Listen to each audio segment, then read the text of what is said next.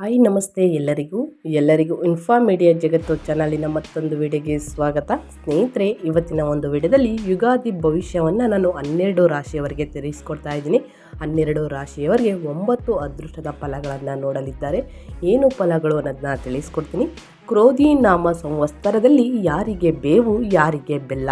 ಮೇಷದಿಂದ ಮೀನ ರಾಶಿಯವರೆಗಿನ ಎಲ್ಲ 12 ರಾಶಿಗಳ ವರ್ಷ ಭವಿಷ್ಯವನ್ನು ನಾನು ತಿಳಿಸ್ಕೊಡ್ತಾ ಇದ್ದೀನಿ. ಸ್ನೇಹಿತರೆ, ಯಾವ ತಿಂಗಳಲ್ಲಿ ಯಾವ ರಾಶಿಯವರು ಯಾವ ವಿಷಯಗಳಲ್ಲಿ ಎಚ್ಚರಿಕೆಯಿಂದ ಇರಬೇಕು ಅನ್ನೋದನ್ನು ಕೂಡ ತಿಳಿಸ್ಕೊಡ್ತೀನಿ. ಏನೆಲ್ಲ ಅದೃಷ್ಟವನ್ನು ನೋಡಲಿದ್ದಾರೆ ಅನ್ನೋದನ್ನು ಕೂಡ ತಿಳಿಸ್ಕೊಡ್ತೀನಿ. ಇದನ್ನೆಲ್ಲ ತಿಳ್ಕೊಬೇಕು ಅಂದರೆ ಎಲ್ಲೂ ಕೂಡ ವಿಡಿಯೋನ ಸ್ಕಿಪ್ ಮಾಡಬಾರ್ದು. ಸ್ಕಿಪ್ ಮಾಡಿದ್ರೆ ಫುಲ್ ಇನ್ಫಾರ್ಮೇಷನ್ ಅರ್ಥ ಆಗಲ್ಲ. ಸೊ ಹಾಗಾಗಿ ಎಲ್ಲ ವಿಡಿಯೋದಲ್ಲೂ ತಿಳಿಸೋದಿಷ್ಟೇ, ಮೊದಲಿಂದ ಕೊನೆ ತನಕ ವಿಡಿಯೋನ ವಾಚ್ ಮಾಡಿ. ವಿಡಿಯೋದಲ್ಲಿ ಒಳ್ಳೆಯ ಮಾಹಿತಿ ಸಿಕ್ಕಿದ್ದಲ್ಲಿ ತಪ್ಪದೇ ವಿಡಿಯೋಗೊಂದು ಲೈಕ್ ಮಾಡಿ. ಇನ್ನೂ ನನ್ನ ಚಾನಲ್ನ ಸಬ್ಸ್ಕ್ರೈಬ್ ಮಾಡ್ಕೊಂಡಿಲ್ಲ ಅಂದರೆ ತಪ್ಪದೇ ಸಬ್ಸ್ಕ್ರೈಬ್ ಮಾಡಿಕೊಂಡ್ರೆ ಇದೇ ರೀತಿ ಹೊಸ ಅಪ್ಡೇಟ್ನ ದಿನನಿತ್ಯ ತಿಳ್ಕೊತೀರಾ. ಇದರ ಜೊತೆಗೆ ಸರಳ ಪರಿಹಾರವನ್ನು ಕೂಡ ತಿಳಿಸಲಾಗುತ್ತದೆ. ಅದನ್ನು ಅನುಸರಿಸಿದ್ದಲ್ಲಿ ಮುಂದಿನ ದಿನಗಳಲ್ಲಿ ಎದುರಾಗುವ ಕಷ್ಟವನ್ನು ಆದಷ್ಟು 90% ತಡೆಗಟ್ಬೋದು ಅಂತಲೇ ಹೇಳ್ಬೋದು. ಹಾಗಿದ್ದರೆ ಯಾರೆಲ್ಲ ಸಬ್ಸ್ಕ್ರೈಬ್ ಮಾಡಿಕೊಂಡು ದಿನನಿತ್ಯ ವಿಡಿಯೋ ವಾಚ್ ಮಾಡ್ತಿದ್ದೀರಾ ಅವ್ರಿಗೆ ಥ್ಯಾಂಕ್ ಯು ಸೋ ಮಚ್ ಅಂತ ಹೇಳ್ತಾ ವಿಡಿಯೋದ ಕಡೆ ಗಮನ ಕೊಟ್ಬಿಡೋಣ. ಸ್ನೇಹಿತರೆ, 2025 ಯುಗಾದಿ ಎಂದು ಸಂವತ್ಸರ ಬದಲಾಗುತ್ತದೆ. ಈ ಬಾರಿ ಶ್ರೀ ಕ್ರೋಧಿ ನಾಮ ಸಂವತ್ಸರ ಅಸ್ತಿತ್ವಕ್ಕೆ ಬರಲಿದೆ ಅಂತಲೇ ಹೇಳ್ಬೋದು. ನೂತನ ಸಂವತ್ಸರದ ರಾಶಿ ಭವಿಷ್ಯ ಇಲ್ಲಿದೆ. ಸ್ನೇಹಿತರೆ, ಎಲ್ಲ 12 ರಾಶಿಗಳಿಗೆ ಸೇರಿದವರು ಮುಂದಿನ ವರ್ಷದ ಯುಗಾದಿವರೆಗಿನ ಭವಿಷ್ಯವನ್ನು ಇಲ್ಲಿ ತಿಳಿಯಬಹುದು ಅಂತಲೇ ಹೇಳ್ಬೋದು. ಹೊಸ ಸಂವತ್ಸರದಲ್ಲಿ ಹಿಂದೂಗಳಿಗೆ ಯುಗಾದಿಯು ಹೊಸ ವರ್ಷ, ವಸಂತ ಋತು, ಚೈತ್ರ ಮಾಸದ ಮೊದಲ ದಿನವಾದ ಪಾಂಡ್ಯದಿಂದ ಹೊಸ ಪಂಚಾಂಗವು ಅಸ್ತಿತ್ವಕ್ಕೆ ಬರುತ್ತದೆ. ಅಂದಿನಿಂದ ಸಂಕಲ್ಪಗಳಲ್ಲಿ ಹೊಸ ಸಂವತ್ಸರದ ಹೆಸರು ಹೇಳಲಾಗುತ್ತದೆ. ನಮ್ಮೆಲ್ಲ ಓದುಗರಿಗೆ ಶ್ರೀ ಕ್ರೋಧಿ ನಾಮ ಸಂವತ್ಸರವು ಸಕಲ ಸನ್ಮಾನಗಳನ್ನು ಉಂಟು ಮಾಡಲಿ ಎಂದು ದೇವರಲ್ಲಿ ಪ್ರಾರ್ಥಿಸುತ್ತಾ ಈ ವರ್ಷ ಭವಿಷ್ಯ ತಿಳಿಸುವ ಪ್ರಯತ್ನ ಮಾಡಿದ್ದೇನೆ. ಸ್ನೇಹಿತರೆ, ವರ್ಷ ಭವಿಷ್ಯದಲ್ಲಿ ಗುರು, ಶನಿ, ರಾಹು ಮತ್ತು ಕೇತು ಗ್ರಹಗಳ ಸಂಚಾರವು ಅತಿ ಮುಖ್ಯವಾಗಿದೆ ಅಂತಲೇ ಹೇಳ್ಬೋದು. ಕ್ರೋಧಿ ನಾಮ ಸಂವತ್ಸರವು ಸ್ನೇಹಿತರೆ ಏಪ್ರಿಲ್ ಅಂದರೆ ಮಾರ್ಚ್ 9, 2025ರಂದು ಪ್ರಾರಂಭವಾಗುತ್ತದೆ. ಮೇ 1, 2025ರಂದು ಗುರುವು ಋಷಭ ರಾಶಿಯನ್ನು ಪ್ರವೇಶಿಸುತ್ತಾನೆ. ಸಂವತ್ಸರದ ಪೂರ್ತಿ ಗುರು ಇದೇ ರಾಶಿಯಲ್ಲಿ ಸಂಚರಿಸುತ್ತದೆ ಅಂತಲೇ ಹೇಳ್ಬೋದು. ಕುಂಭ ರಾಶಿಯಲ್ಲಿರುವ ಶನಿಯು 2026ರ ಮಾರ್ಚ್ ತಿಂಗಳ 29ರಂದು ಮೀನ ರಾಶಿಯನ್ನು ಪ್ರವೇಶ ಮಾಡುತ್ತಾನೆ. ಇದೇ ರೀತಿಯಲ್ಲಿ ಮೀನದಲ್ಲಿ ರಾಹು, ಕನ್ಯಾ ರಾಶಿಯಲ್ಲಿ ಕೇತು ಸಂಚರಿಸುತ್ತಾರೆ. ಈ ಗ್ರಹಗಳ ನಡುವೆಯೂ ಅನ್ವಯ ವರ್ಷ ಭವಿಷ್ಯವನ್ನು ನಿರ್ಧರಿಸಬೇಕಾಗುತ್ತದೆ. ನಕ್ಷತ್ರಗಳನ್ನು ತಿಳಿಯದೇ ಇರುವವರು ರವಿಯನ್ನು ಆಧರಿಸಿ ವರ್ಷ ಭವಿಷ್ಯವನ್ನು ಅನ್ವಯಿಸಿಕೊಳ್ಳಬಹುದು. ವ್ಯಕ್ತಿ ನೆಲೆಯಲ್ಲಿ ಭವಿಷ್ಯವನ್ನು ಖಚಿತವಾಗಿ ಹೇಳಲು ಸರಿಯಾದ ನಿರ್ಣಯಕ್ಕೆ ಬರಲು ಜನ್ಮ ಜಾತಕ ಫಲವನ್ನು ಪರಿಶೀಲಿಸಬೇಕಾಗುತ್ತದೆ. ಕ್ರೋಧಿ ನಾಮ ಸಂವತ್ಸರವು ಮಾರ್ಚ್ 29, 2025 ರಿಂದ ಮಾರ್ಚ್ 29, 2026ರವರೆಗೆ ಇರುತ್ತದೆ. ಸ್ನೇಹಿತರೆ, ಬರುವ ಯುಗಾದಿ ಹಬ್ಬದಿಂದ ವಿಶ್ವ ಹೊಸ ಸಂವತ್ಸರ ಚಾಲ್ತಿಗೆ ಬರಲಿದೆ ಅಂತಲೇ ಹೇಳ್ಬೋದು. ಇಲ್ಲಿರುವ ರಾಶಿ ಭವಿಷ್ಯವನ್ನು ಒಂದು ವರ್ಷದ ಗ್ರಹ ಸಂಚಾರವನ್ನು ಲೆಕ್ಕ ಹಾಕಿ ನೀಡಲಾಗಿದೆ. ಸ್ನೇಹಿತರೆ, ಅಂದರೆ 2025 ಮಾರ್ಚ್ 29ರಿಂದ 2026 ಮಾರ್ಚ್ 29ರವರೆಗೆ ಚಾಲ್ತಿಯಲ್ಲಿದೆ ಅಂತಲೇ ಹೇಳ್ಬೋದು. ಹಾಗಿದ್ದರೆ ಮೇಷರಾಶಿಯವರಿಗೆ ಯುಗಾದಿ ಭವಿಷ್ಯದಲ್ಲಿ ಏನೆಲ್ಲ ಫಲಗಳನ್ನು ನೋಡಲಿದ್ದಾರೆ ಅನ್ನೋದನ್ನ ತಿಳಿಸ್ಕೊಡ್ತೀನಿ. ಮೊದಲನೇದಾಗಿ ಮೇಷರಾಶಿಯವರಿಗೆ ಆತ್ಮೀಯರ ಸಹಕಾರ ಅತ್ಯಗತ್ಯ ಅಂತಲೇ ಹೇಳ್ಬೋದು. ಮೇ ತಿಂಗಳ ಆರಂಭವಾಗುವವರೆಗೂ ಕೆಲಸ ಕಾರ್ಯಗಳಲ್ಲಿ ವಿಳಂಬವಾಗುವ ಕಾರಣ ಮನಸ್ಸಿನಲ್ಲಿ ಚಿಂತೆ ಇರುತ್ತದೆ. ನಿಮಗೆ ಈಗಾಗಲೇ ಇರಬಹುದಾದ ಆರೋಗ್ಯ ದೋಷಗಳನ್ನು ಯಾವುದೇ ಕಾರಣಕ್ಕೂ ಕಡೆಗಣಿಸಬೇಡಿ. ಸ್ನೇಹಿತರೆ, ಒಂದು ವೇಳೆ ಕಡೆಗಣಿಸಿದರೆ ಸಣ್ಣ ಪುಟ್ಟ ದೋಷವು ದೊಡ್ಡದಾಗುತ್ತದೆ. ಕುಟುಂಬದಲ್ಲಿ ಉಂಟಾಗುವ ಭಿನ್ನಾಭಿಪ್ರಾಯವು ಕುಟುಂಬದ ಸದಸ್ಯರ ನಡುವೆ ಪರಸ್ಪರ ಅವಿಶ್ವಾಸ ತುಂಬುತ್ತದೆ. ಉತ್ತಮ ಆದಾಯವಿದ್ದರೂ ಹಣಕಾಸಿನ ಕೊರತೆ ಕಂಡುಬರುತ್ತದೆ. ಹಣಕಾಸಿನ ಉಳಿತಾಯದ ಜೊತೆಗೆ ರೂಪಿಸಿದರೂ ಸಹಕಾರಗೊಳ್ಳಬಹುದು ಕಷ್ಟ ಅಂತಲೇ ಹೇಳ್ಬೋದು. ಪರಿಶ್ರಮದಿಂದ ಮಾತ್ರ ಹಣಕಾಸು ಯೋಜನೆಗಳು ಜಾರಿಯಾಗಬಹುದು. ಕುಟುಂಬದಲ್ಲಿ ಮಂಗಳ ಕಾರ್ಯಗಳು ನಡೆಯಲಿವೆ. ಆದರೆ ಪ್ರತಿಯೊಂದು ಕೆಲಸ ಕಾರ್ಯಗಳಿಗೂ ಆತ್ಮೀಯರ ಸಹಾಯ ಸಹಕಾರ ಅತಿ ಮುಖ್ಯವಾಗುತ್ತದೆ.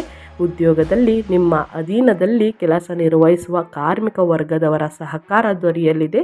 ಜನಸೇವೆಯಲ್ಲಿ ತೊಡಗಿರುವವರು ಉನ್ನತ ಸ್ಥಾನಮಾನವನ್ನು ಗಳಿಸುತ್ತಾರೆ. ಪ್ರಯಾಸದಿಂದ ಮಾತ್ರ ಭೂವಿವಾದವು ಕೊನೆಗೊಳ್ಳುತ್ತದೆ ಅಂತಲೇ ಹೇಳ್ಬೋದು. ಒಟ್ಟಾರೆ ಏಪ್ರಿಲ್ ತಿಂಗಳ ನಂತರ ಉತ್ತಮ ಬದಲಾವಣೆಗಳು ಕಂಡು ಬರುತ್ತದೆ. ಕೋಪಕ್ಕೆ ಒಳಗಾಗದೆ, ಆತುರ ಪಡದೆ, ಶಾಂತಿ ಸಂಯಮದಿಂದ ವರ್ತಿಸಿದಷ್ಟು ಶುಭ ಫಲಗಳು ದೊರೆಯುತ್ತದೆ ಮೇಷರಾಶಿಯವರಿಗೆ. ಇನ್ನು ಎರಡನೇದಾಗಿ ವೃಷಭ ರಾಶಿಯವರಿಗೆ ಉತ್ತಮ ಫಲದ ನಿರೀಕ್ಷೆ. ಶನಿ ಮತ್ತು ರಾಹುಗಳ ಶುಭ ಸ್ಥಾನದಲ್ಲಿವೆ, ಆದ್ದರಿಂದ ಉತ್ತಮ ಫಲಗಳನ್ನು ನಿರೀಕ್ಷಿಸಬಹುದು. ಆದರೆ ಗುರು ಅಶುಭ ಸ್ಥಾನದಲ್ಲಿರುವ ಕಾರಣ ಅನವಶ್ಯಕ ಅಡ್ಡಿ ಆತಂಕಗಳು ಎದುರಾಗುತ್ತದೆ. ಮೇ ತಿಂಗಳು ಆರಂಭವಾಗುವವರೆಗೂ ಖರ್ಚು ಹೆಚ್ಚಿನ ಪ್ರಮಾಣದಲ್ಲಿ ಇರುತ್ತದೆ. ಆರೋಗ್ಯದಲ್ಲಿ ಏರುಪೇರು ಕಂಡುಬರುತ್ತದೆ. ಉತ್ತಮ ಆದಾಯವಿದ್ದರೂ ಗಳಿಸಿದ ಹಣದಲ್ಲಿ ಬಹುಪಾಲು ಬೇಡದ ವಿಚಾರಗಳಿಗೆ ಖರ್ಚುವಾಗುತ್ತದೆ. ಹಠದ ಬುದ್ಧಿಯ ಕಾರಣ ಕುಟುಂಬದಲ್ಲಿ ಶಾಂತಿ ನೆಮ್ಮದಿಯ ಕೊರತೆ ಇರುತ್ತದೆ. ಮೌನವೊಂದು ಎಲ್ಲ ತೊಂದರೆಗಳಿಗೆ ಪರಿಹಾರ ಅಂತಲೇ ಹೇಳ್ಬೋದು. ಬಂಧು ಬಳಗದವರು ಜೊತೆಯಲ್ಲಿ ಉತ್ತಮ ಬಾಂಧವ್ಯ ಇರುವುದಿಲ್ಲ. ಉದ್ಯೋಗದಲ್ಲಿ ನಿಮ್ಮ ಕಷ್ಟದ ಪ್ರಯತ್ನಗಳಿಗೆ ಉತ್ತಮ ಫಲಿತಾಂಶಗಳು ಇರುತ್ತವೆ. ಆದರೆ ಇದರಿಂದ ಒದಗುವ ಲಾಭವು ಬೇರೆಯವರ ಪಾಲಾಗುತ್ತದೆ ಅಂತಲೇ ಹೇಳ್ಬೋದು ಸ್ನೇಹಿತರೆ.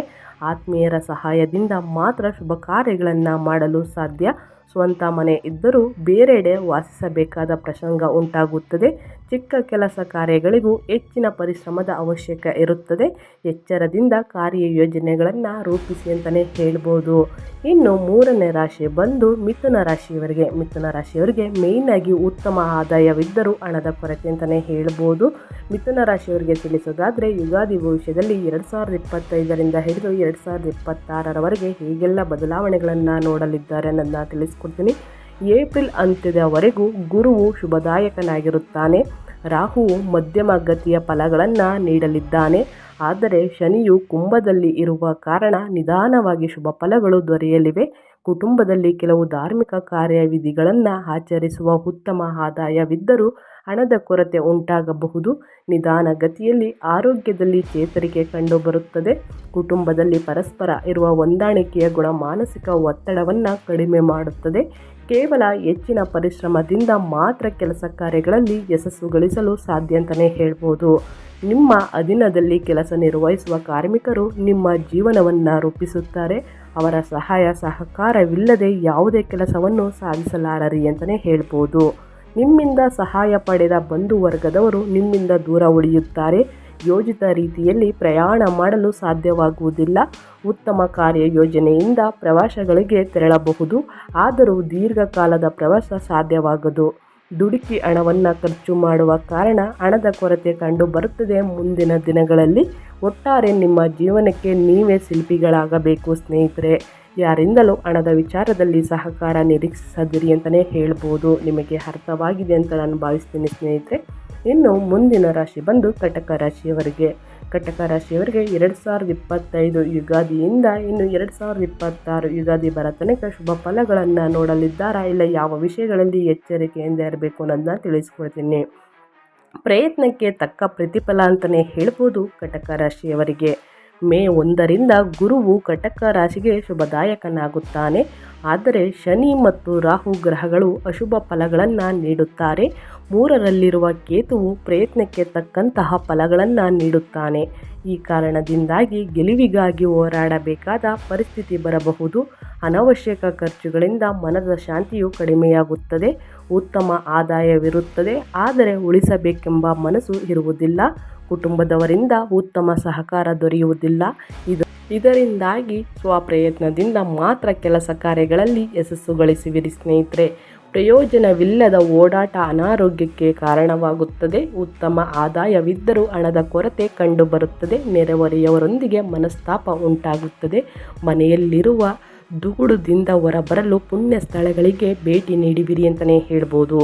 ಮೇ ತಿಂಗಳ ನಂತರ ಮನಸ್ಸಿಗೆ ನೆಮ್ಮದಿ ದೊರೆಯಲಿದೆ. ಹಣಕಾಸಿನ ಪರಿಸ್ಥಿತಿಯು ಕ್ರಮೇಣವಾಗಿ ಸುಧಾರಿಸುತ್ತದೆ.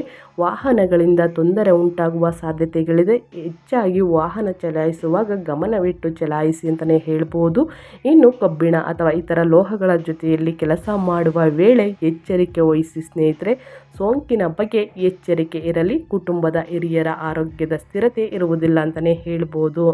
ಇನ್ನು ಮುಂದಿನ ರಾಶಿ ಬಂದು ಸಿಂಹ ರಾಶಿಯವರಿಗೆ. ಸಿಂಹ ರಾಶಿಯವರಿಗೆ ಸ್ನೇಹಿತರೆ, ವಾಹನ ಚಾಲನೆ ವೇಳೆ ಎಚ್ಚರಿಕೆ ಇರಲಿ ಅಂತಲೇ ಹೇಳ್ಬೋದು. 2025ರಿಂದ 2026ರವರೆಗೆ ಯುಗಾದಿ ಭವಿಷ್ಯದಲ್ಲಿ ಏನೆಲ್ಲ ಎದುರಾಗಲಿದೆ ಅನ್ನೋದನ್ನ ತಿಳಿಸ್ಕೊಟ್ಬಿಡ್ತೀನಿ. ಮೊದಲನೇದಾಗಿ ಆ ವಿಷಯಗಳಲ್ಲಿ ನೀವು ಎಚ್ಚರಿಕೆಯಿಂದ ಇದ್ದರೆ ಮಾತ್ರ ಮುಂದಿನ ದಿನಗಳಲ್ಲಿ ಅದೃಷ್ಟದ ಫಲ ಅಂತಲೇ ಹೇಳ್ಬೋದು. ಏಪ್ರಿಲ್ ಅಂತ್ಯದವರೆಗೆ ಗುರುವು ಶುಭ ಫಲಗಳನ್ನು ನೀಡುತ್ತಾನೆ ಸಿಂಹರಾಶಿಯವರಿಗೆ. ಶನಿಯು ಸಪ್ತಮದಲ್ಲಿದ್ದರೂ ತೊಂದರೆ ಇರುವುದಿಲ್ಲ, ಆದರೆ ಕೆಲಸ ಕಾರ್ಯಗಳು ನಿಧಾನಗತಿಯಲ್ಲಿ ಸಾಗಲಿವೆ. ರಾಹು ಮತ್ತು ಕೇತು ಗ್ರಹಗಳು ಅಶುಭ ಸ್ಥಾನದಲ್ಲಿ ಸಂಚರಿಸುತ್ತವೆ. ಇದರಿಂದ ಕೇವಲ ಮಿಶ್ರ ಫಲಗಳು ದೊರೆಯುತ್ತವೆ. ದುಡುಕುತನದಿಂದ ಮಾತನಾಡುವ ಕಾರಣ ತೊಂದರೆಗೆ ಸಿಲುಕುವಿರಿ. ದಿಢೀರನೆ ಆರೋಗ್ಯದಲ್ಲಿ ತೊಂದರೆ ಕಂಡುಬರಬಹುದು. ಮುಂಜಾಗ್ರತೆಯಿಂದ ಇರುವುದು ಬಹುಮುಖ್ಯ ಅಂತಲೇ ಹೇಳ್ಬೋದು. ಕುಟುಂಬದಲ್ಲಿ ಒಳ್ಳೆಯ ವಾತಾವರಣವಿರುತ್ತದೆ. ಉತ್ತಮ ಸಹಕಾರ ದೊರೆಯದ ಕಾರಣ ಕೆಲಸ ಕಾರ್ಯಗಳಲ್ಲಿ ಯಶಸ್ಸು ದೊರೆಯುತ್ತದೆ. ಕುಟುಂಬದಲ್ಲಿನ ಹಿರಿಯ ಮಗ ಅಥವಾ ಕಿರಿಯ ಮಗಳಿಂದ ಎದುರಾಗುವ ಕಷ್ಟ ನಷ್ಟಗಳು ಕಡಿಮೆಯಾಗಲಿವೆ. ಸಹನೆಯಿಂದ ವರ್ತಿಸಿದರೆ ಮಾತ್ರ ಮಾಡಿದ ಪ್ರಯತ್ನಕ್ಕೆ ತಕ್ಕಂಥ ಉತ್ತಮ ಫಲಗಳನ್ನು ಪಡೆಯುವಿರಿ. ಹಣಕಾಸಿನ ಕೊರತೆ ಕಂಡುಬರುವುದಿಲ್ಲ. ಹಿರಿಯ ಅಧಿಕಾರಿಗಳು ಅನವಶ್ಯಕರಿಗೆ ಕಿರಿಕಿರಿ ಉಂಟು ಮಾಡುತ್ತಾರೆ. ಕಾನೂನು ಪತ್ರಿಕೆಯಲ್ಲಿ ಬಹುಶಃ ಉತ್ತಮ ಫಲಿತಾಂಶಗಳನ್ನು ಪಡೆಯುವಿರಿ ಅಂತಲೇ ಹೇಳ್ಬೋದು. ಚಿಕ್ಕ ಮಕ್ಕಳಿಗೆ ತಲೆಗೆ ಪೆಟ್ಟು ಬೀಳುವ ಸಾಧ್ಯತೆ ಇದೆ. ವಾಹನ ಚಾಲನೆ ಮಾಡುವ ವೇಳೆ ಎಚ್ಚರಿಕೆ ವಹಿಸಿ ಅಂತಲೇ ಹೇಳ್ಬೋದು ಸಿಂಹರಾಶಿಯವರಿಗೆ.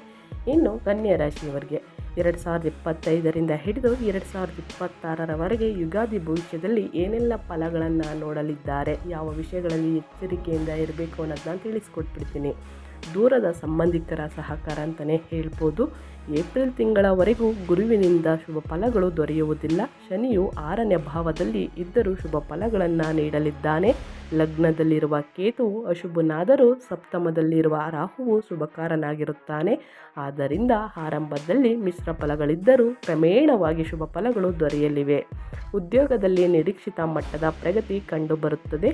ಹಿರಿಯ ಅಧಿಕಾರಿಗಳ ಜೊತೆಯಲ್ಲಿ ಉತ್ತಮ ಒಡನಾಟವಿರುತ್ತದೆ. ಇದರಿಂದ ನಿಮ್ಮ ನಿರೀಕ್ಷೆಗಳೆಲ್ಲ ಕಾರ್ಯರೂಪಕ್ಕೆ ಬರಲಿದೆ.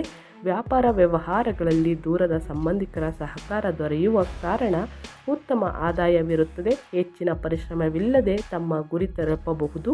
ಸ್ವಂತ ಉದ್ಯಮ ಇದ್ದಲ್ಲಿ ಹೆಚ್ಚಿನ ಆದಾಯವಿರುತ್ತದೆ. ಅನವಶ್ಯಕವಾಗಿ ತೆಗೆದುಕೊಂಡ ತೀರ್ಮಾನಗಳನ್ನು ಬದಲಾಯಿಸುವಿರಿ. ಈ ಕಾರಣದಿಂದ ಹಿನ್ನಡೆ ಉಂಟಾಗಬಹುದು. ಎಚ್ಚರಿಕೆಯಿಂದ ಮುಖ್ಯ ಕೆಲಸ ಕಾರ್ಯಗಳನ್ನು ಪೂರ್ಣಗೊಳಿಸುವಿರಿ ಅಂತಲೇ ಹೇಳ್ಬೋದು.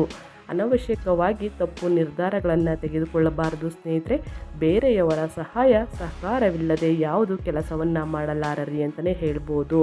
ಇನ್ನು ಕಾನೂನು ಪ್ರಕ್ರಿಯೆಯಲ್ಲಿ ಮಾತ್ರ ನಿಮಗೆ ಸುಲಭವಾದ ಯಶಸ್ಸು ದೊರಕಲಿದೆ.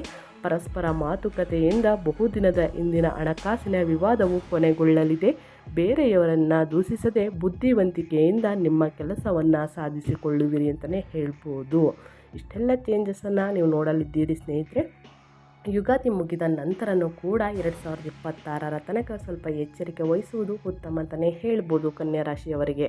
ಇನ್ನು ಮುಂದಿನ ರಾಶಿಯವರ ಬಗ್ಗೆ ತಿಳಿಸ್ಕೊಡೋದಾದರೆ ತುಲಾರಾಶಿಯವರಿಗೆ 2025ರಿಂದ ಹಿಡಿದು 2026ರ ಯುಗಾದಿ ಬರೋ ತನಕ ಸ್ನೇಹಿತರೆ ಏನೆಲ್ಲ ಬದಲಾವಣೆಗಳು ಆಗಲಿದೆ, ಏನೆಲ್ಲ ಅದೃಷ್ಟವನ್ನು ನೋಡಲಿದ್ದೀರಿ ತುಲಾರಾಶಿಯವರು.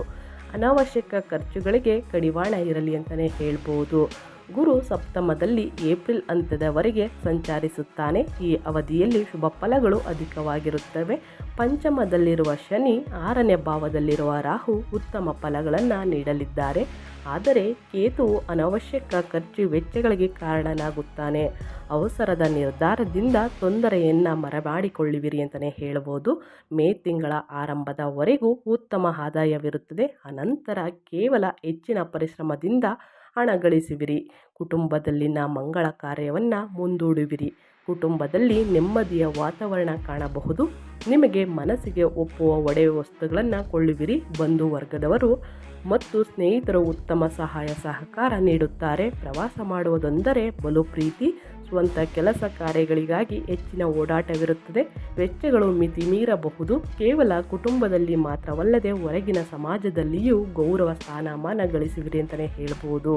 ಮನದಲ್ಲಿರುವ ಚಿಂತೆಯನ್ನು ಮರೆತು ವ್ಯಾಪಾರ ವ್ಯವಹಾರಗಳಲ್ಲಿ ಲಾಭ ಗಳಿಸುವಿರಿ. ಆತ್ಮೀಯರೊಬ್ಬರು ನಿಮ್ಮ ವಿರೋಧಿಯಾಗಿ ಮಾರ್ಪಡುತ್ತಾರೆ ಸ್ನೇಹಿತರೆ. ಸುಲಭವಾಗಿ ಯಾರನ್ನು ನಂಬುವುದಿಲ್ಲ. ಸಮಯದ ಅನುಭವದಿಂದ ಸ್ವಂತ ಕೆಲಸ ಕಾರ್ಯಗಳು ಅಪೂರ್ಣಗೊಳ್ಳಬಹುದು ಅಂತಲೇ ಹೇಳ್ಬೋದು. ಮುಂದಿನ ದಿನಗಳಲ್ಲಿ ಅಧಿಕ ಲಾಭವನ್ನು ಈ ರಾಶಿಯವರು ನೋಡಲಿದ್ದೀರಿ ಅಂತ ಹೇಳ್ತಾ ಮುಂದಿನ ರಾಶಿಯವರ ಬಗ್ಗೆ ತಿಳಿಸ್ಕೊಡ್ತೀನಿ. ಮುಂದಿನ ರಾಶಿ ಬಂದು ವೃಶ್ಚಿಕ ರಾಶಿಯವರಿಗೆ. ಬಗೆಹರಿಯಲಿದೆ ವಿವಾದ, ದೊರಕಲಿದೆ ನೆರವು ಅಂತಲೇ ಹೇಳ್ಬೋದು. ವೃಶ್ಚಿಕ ರಾಶಿಯವರಿಗೆ ಮೇ 1ರಿಂದ ಗುರುವು ಉತ್ತಮ ಸ್ಥಾನಕ್ಕೆ ಬರಲಿದ್ದಾನೆ. ಅಲ್ಲಿವರೆಗೂ ಇದ್ದ ಕಷ್ಟ ನಷ್ಟಗಳು, ಅಡ್ಡಿ ಆತಂಕಗಳು ಕ್ಷಣಾರ್ಧದಲ್ಲೇ ಮರೆಯಾಗುತ್ತವೆ. ಮಕ್ಕಳ ವಿಚಾರವಾಗಿ ಅನಾವಶ್ಯಕ ಗೊಂದಲಗಳು ಇರುತ್ತವೆ. ಕೆಲವೊಮ್ಮೆ ನಿಮ್ಮ ನಿರೀಕ್ಷೆಯನ್ನು ಹುಸಿ ಮಾಡುತ್ತಾರೆ. ಕುಟುಂಬದಲ್ಲಿನ ವಿವಾದವೊಂದು ಮರೆಯಾಗುತ್ತದೆ. ಹಿರಿಯರ ಸಹಾಯ ಸಹಕಾರ ಹೊಸ ಜೀವನಕ್ಕೆ ನಾಂದಿಯಾಗಲಿದೆ ಅಂತಲೇ ಹೇಳ್ಬೋದು. ಬಲು ಸುಲಭವಾಗಿ ಬೇರೆಯವರ ಪ್ರಭಾವಕ್ಕೆ ಒಳಪಡುವಿರಿ. ಅನಾವಶ್ಯಕವಾಗಿ ಮಾನಸಿಕ ಒತ್ತಡವಿರುತ್ತದೆ. ಸೋದರ ಮತ್ತು ಹೆಣ್ಣು ಮಕ್ಕಳ ನಡುವೆ ಅನಾವಶ್ಯಕ ಮನಸ್ತಾಪ ಮೂಡಲಿದೆ. ನಡೆಯದೆ ಹೋಗಿದ್ದ ಶುಭ ಕಾರ್ಯವನ್ನು ಮೇ ನಂತರ ಯಶಸ್ವಿಯಾಗಿ ನಡೆಸಿಕೊಡುವಿರಿ. ನಿಮ್ಮ ಮಾತಿಗೆ ಕುಟುಂಬ ಮತ್ತು ಸಮಾಜದಲ್ಲಿ ಉನ್ನತ ಗೌರವ ಲಭಿಸಲಿದೆ. ವಿದ್ಯಾಭ್ಯಾಸಕ್ಕೆಂದು ವಿದೇಶಕ್ಕೆ ತೆರಳುವ ಆಸೆ ಇದ್ದರೆ ಉತ್ತಮ ಅವಕಾಶವನ್ನು ದೊರೆಯಲಿದೆ ಅಂತಲೇ ಹೇಳ್ಬೋದು. ನಿಮ್ಮದಲ್ಲದ ತಪ್ಪಿಗೆ ದಂಡ ತರಬೇಕಾಗಬಹುದು. ಆರೋಗ್ಯದಲ್ಲಿ ಕ್ರಮೇಣ ಚೇತರಿಕೆ ಕಂಡುಬರುತ್ತದೆ. ದಿನ ಕಳೆದಂತೆ ಉದ್ಯೋಗದಲ್ಲಿದ್ದ ತೊಂದರೆಯು ಮರೆಯಾಗಲಿದೆ ಅಂತಲೇ ಹೇಳ್ಬೋದು. ನಿಮ್ಮಿಂದ ದೂರವಾಗಿದ್ದ ಅಧಿಕಾರಿಯೊಬ್ಬರು ಭಿನ್ನಾಭಿಪ್ರಾಯ ಮರೆತು ನಿಮಗೆ ಸಹಾಯ ಮಾಡುತ್ತಾರೆ. ಮುಂದಿನ ದಿನಗಳಲ್ಲಿ ನಿಮಗೂ ಕೂಡ ಅಧಿಕ ಧನ ಲಾಭ ಅಂತಲೇ ಹೇಳ್ಬೋದು. ಇನ್ನು ಮುಂದಿನ ರಾಶಿಯವರ ಬಗ್ಗೆ ತಿಳಿಸ್ಕೊಡೋದಾದರೆ ಧನುಸ್ಸು ರಾಶಿಯವರಿಗೆ ನಿಧಾನಗತಿಯ ಪ್ರಗತಿ ಇದ್ದರೂ ಉಂಟಾಗದು ಹಿನ್ನಡೆ ಅಂತಲೇ ಹೇಳ್ಬೋದು. ಗುರುವು ಪಂಚಮ ಭಾವದಲ್ಲಿ ಏಪ್ರಿಲ್ ತಿಂಗಳವರೆಗೂ ಸಂಚರಿಸುತ್ತಾನೆ. ಶನಿಯು 3ನೆಯ ಮನೆಯಲ್ಲಿ ಸಬಲನಾಗಿದ್ದಾನೆ. ಆದರೆ ರಾಹುಕೇತುಗಳು ಮಾತ್ರ ನಿಮಗೆ ಅಶುಭ ಫಲಗಳನ್ನು ನೀಡುತ್ತಾರೆ.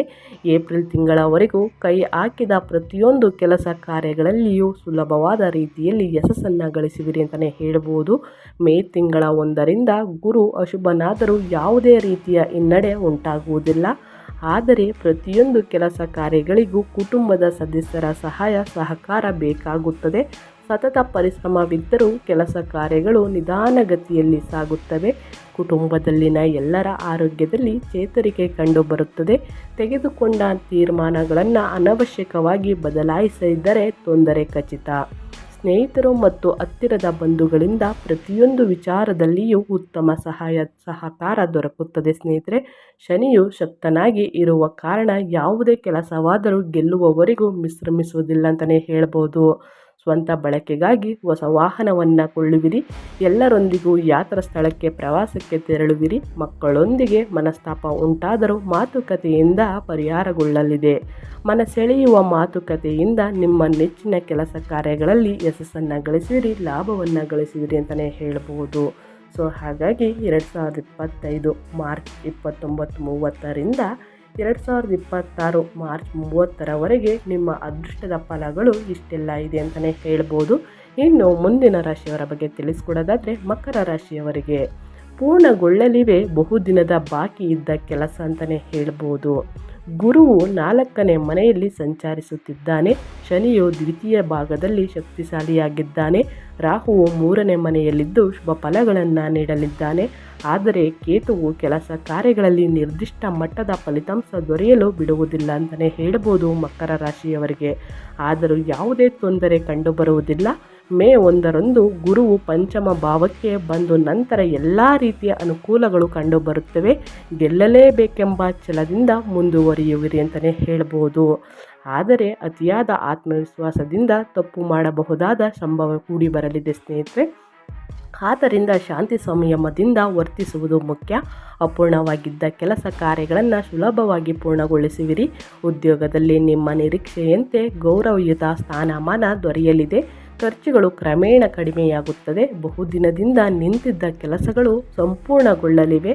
ಆದರೆ ತಂದೆಯ ಆದಾಯದಲ್ಲಿ ತೊಂದರೆ ಇರುತ್ತದೆ. ಕುಟುಂಬದ ಹಿರಿಯರ ಆರೋಗ್ಯದಲ್ಲಿ ಏರುಪೇರು ಉಂಟಾಗಲಿದೆ. ಧಾರ್ಮಿಕ ಕಾರ್ಯಗಳ ಮುಂದಾಳತ್ವ ವಹಿಸುವಿರಿ. ಜನಸೇವೆ ಮಾಡುವ ಆಶಯವಿದ್ದಲ್ಲಿ ಅಪರೂಪದ ಅವಕಾಶ ದೊರೆಯಲಿದೆ. ಎಚ್ಚರ ತಪ್ಪಿ ನಡೆದರೆ ಕೆಲಸಗಳಲ್ಲಿ ತೊಂದರೆ ಉಂಟಾಗಲಿದೆ ಅಂತಲೇ ಹೇಳ್ಬೋದು ಈ ರಾಶಿಯವರಿಗೆ. ಇನ್ನು ಮುಂದಿನ ರಾಶಿಯವರ ಬಗ್ಗೆ ತಿಳಿಸೋದಾದರೆ ಕುಂಭರಾಶಿಯವರಿಗೆ 2025 ಮಾರ್ಚ್ 30ರಿಂದ 2026 ಮಾರ್ಚ್ 36ರವರೆಗೆ ಸ್ನೇಹಿತರೆ ಏನೆಲ್ಲ ಬದಲಾವಣೆಗಳನ್ನು ನೋಡಲಿದ್ದಾರೆ ಅನ್ನೋದನ್ನು ತಿಳಿಸ್ಕೊಡ್ತೀನಿ. ಸಹಾಯ ಮಾಡಲು ಬಂದವರನ್ನು ಅನುಮಾನದಲ್ಲಿ ನೋಡದಿರಿ ಅಂತಲೇ ಹೇಳ್ಬೋದು. ಶನಿಯು ನಿಮ್ಮದೇ ರಾಶಿಯಲ್ಲಿದ್ದರೂ ಯಾವುದೇ ತೊಂದರೆ ನೀಡುವುದಿಲ್ಲ. ರಾಹು ದ್ವಿತೀಯದಲ್ಲಿ ಇದ್ದರೂ ತೊಂದರೆ ಬಾರದು, ಆದರೆ ಮಾತಿನ ಮೇಲೆ ಹಿಡಿತವಿರಬೇಕು. ಗುರು ತೃತೀಯದಲ್ಲಿ ಇದ್ದು ಮೇ 1ರಂದು ಚತುರ್ಥ ಭಾವದಲ್ಲಿ ಸಂಚರಿಸಲು ಆರಂಭಿಸುತ್ತಾನೆ. ಆದರೆ 8ನೇ ಮನೆಯಲ್ಲಿರುವ ಕೇತು ಅಲ್ಪ ಪ್ರಮಾಣದ ತೊಂದರೆಗೆ ಕಾರಣನಾಗುತ್ತಾನೆ. ಮನೆ ಬಿಚ್ಚಿ ನಿಮ್ಮ ಮನದ ಭಾವನೆಗಳನ್ನು ಹಂಚಿಕೊಂಡರೆ ಯಾವುದೇ ತೊಂದರೆ ಉಂಟಾಗುವುದಿಲ್ಲ. ನಿಮಗೆ ಸಹಾಯ ಮಾಡಲು ಬಂದವರನ್ನು ಅನುಮಾನದ ದೃಷ್ಟಿಯಿಂದ ನೋಡುವಿರಿ. ಎಲ್ಲರೊಂದಿಗೂ ಪ್ರೀತಿ ವಿಶ್ವಾಸದಿಂದ ಇದ್ದರೆ ಅಸಾಧ್ಯ ಎಂಬ ವಿಚಾರವೇ ಇರುವುದಿಲ್ಲ ಅಂತಲೇ ಹೇಳ್ಬೋದು. ಬಂಧು ಬಳಗದವರ ಜೊತೆ ಅನವಶ್ಯಕವಾಗಿ ವಾದ ವಿವಾದಗಳಲ್ಲಿ ತೊಡಗುವಿರಿ. ಆರೋಗ್ಯದಲ್ಲಿ ತೊಂದರೆ ಇರುತ್ತದೆ. ವ್ಯಾಪಾರ ವ್ಯವಹಾರಗಳಲ್ಲಿ ಉತ್ತಮ ಆದಾಯ ದೊರೆಯಲಿದೆ, ಆದರೆ ಹಣವನ್ನು ಉಳಿಸಲು ವಿಫಲರಾಗುವಿರಿ. ಉದ್ಯೋಗದಲ್ಲಿ ಅನಾವಶ್ಯಕ ಬದಲಾವಣೆಗಳು ಎದುರಾಗಿ ಉದ್ಯೋಗ ಬದಲಾಯಿಸುವಿರಿ. ವಿದ್ಯಾರ್ಥಿಗಳು ಉತ್ತಮ ಸಾಧನೆ ಮಾಡಬಲ್ಲರು ಅಂತಲೇ ಹೇಳ್ಬೋದು. ಮಾತಿನಿಂದ ಎಲ್ಲರ ಮನಸ್ಸನ್ನು ಗೆಲ್ಲಲು ಪ್ರಯತ್ನಿಸಿ. ಉದ್ಯೋಗ ಅಥವಾ ವ್ಯಾಪಾರದ ಸಲುವಾಗಿ ವಿದೇಶಕ್ಕೆ ತೆರಳಬಹುದು. ಸುಳ್ಳು ಹೇಳುವ ಜನರಿಂದ ದೂರವಿರುವುದು ಲೇಸು ಅಂತಲೇ ಹೇಳ್ಬೋದು.